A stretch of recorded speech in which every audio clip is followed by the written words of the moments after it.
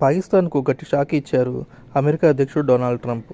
తెలిసి చేశారో తెలియక చేశారో కానీ అమెరికా అధికారికంగా విడుదల చేసిన భారతదేశ మ్యాప్ ఇప్పుడు రెండు దేశాల మధ్య చర్చకు దారితీసింది. పాకిస్తాన్కు ఇబ్బందులను గురిచేసింది. దీనిపై పాకిస్తాన్ అభ్యంతరాలను సైతం వ్యక్తం చేయడం దీనికి ఉన్నత ప్రాధాన్యతను తెలియజేసినట్టయింది.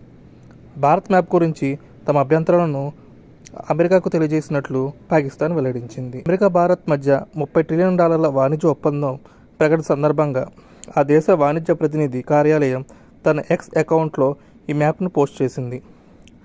పాక్ ఆక్రమిత కాశ్మీర్, అక్సై చిన్లను భారత్లో అంతర్భాగంగా చూపించారు.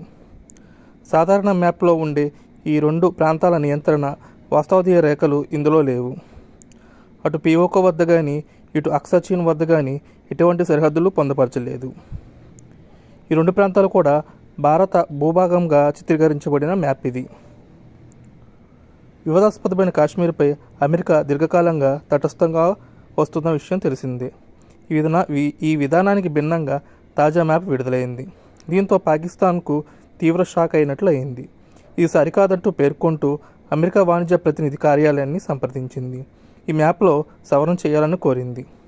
ఈ మ్యాప్ సరైనది కాదని తమ అభ్యంతరాలను అమెరికాకు తెలియజేశామని పాకిస్తాన్ విదేశాంగ మంత్రిత్వ శాఖ తహీర్ అందాబ్రీ తెలిపారు. ఈ మ్యాప్ విడుదలైన తర్వాత దీన్ని తొలగించినప్పటికీ భారత్తో డొనాల్డ్ ట్రంప్ వైఖరిలో పెద్దగా మార్పులు ఉండకపోవచ్చని అంటున్నారు.